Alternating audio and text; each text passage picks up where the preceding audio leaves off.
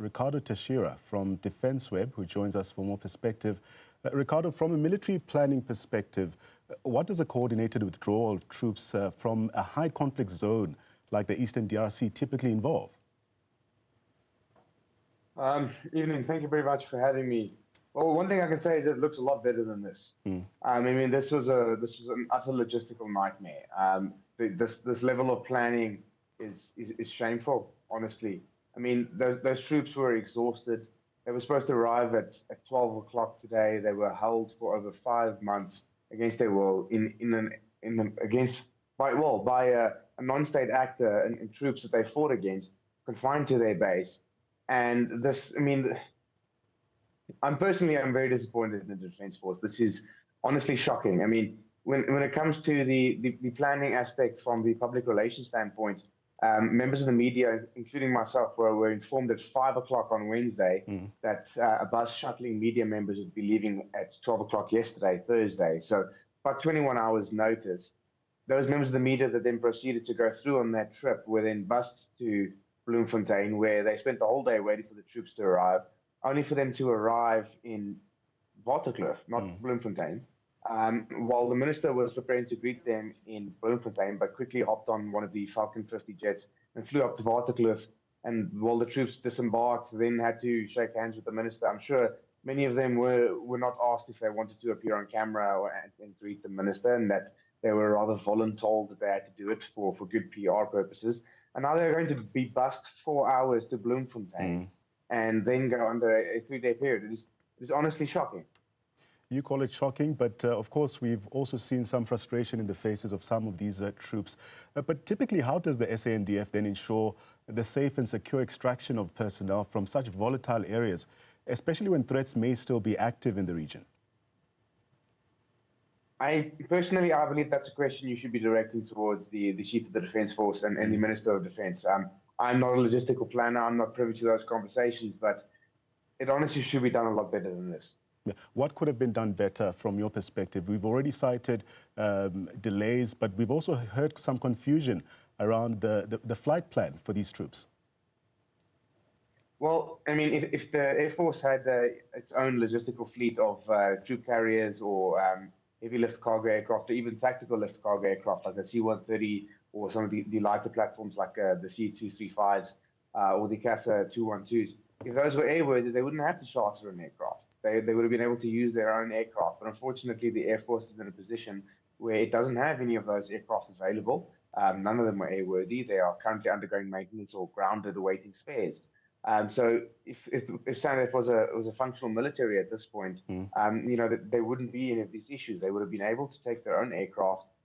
They would have been able to land a lot closer to where the troops were deployed, and they would have been able to secure, if they were able to plan things properly, a much closer airport to where the troops are based, say the airport in Goma, and picked them up there and brought them home. But this is unfortunately not the case. And I would love to know the fiscal impact and the cost associated with having to move all the members of the media to Bloemfontein and then charter flights last minute and then move the minister from Pretoria to Bloemfontein back to Pretoria. The cost associated to this is definitely going to be a lot higher than expected and not something that the Air Force or SANDF can afford. Ricardo, despite this logistical nightmare, I want to speak to the role of coordination really between organizations like SADC, and one thinks about UNESCO as well, and the host country itself. What kind of role do you imagine they would play in a successful troop repatriation of this type?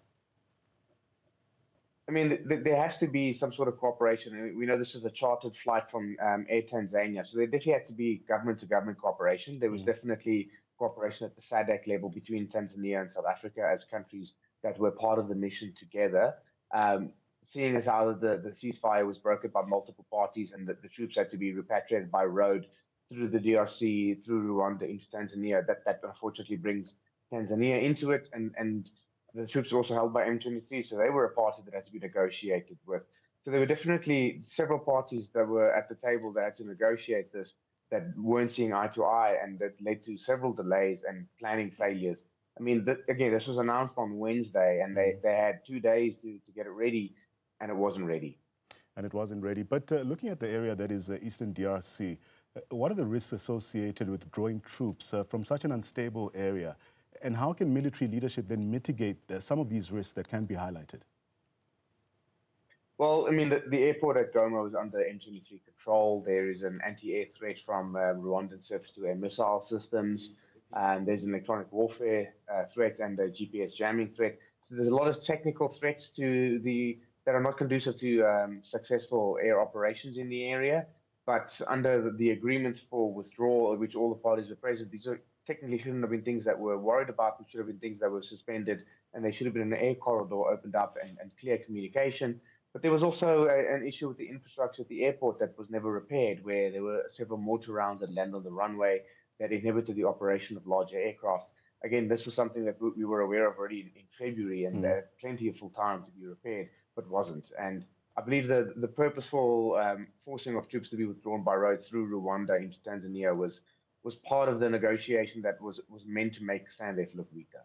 Yeah, thank you so much, Ricardo Teixeira, for this comprehensive analysis as well. Of course, this operation to bring our soldiers back home is clearly more than just a matter of logistics. It's a reflection of strategic planning, regional collaboration as well, as we've heard from Ricardo, and also the real human costs of peacekeeping. He's been giving us some expert insight into this.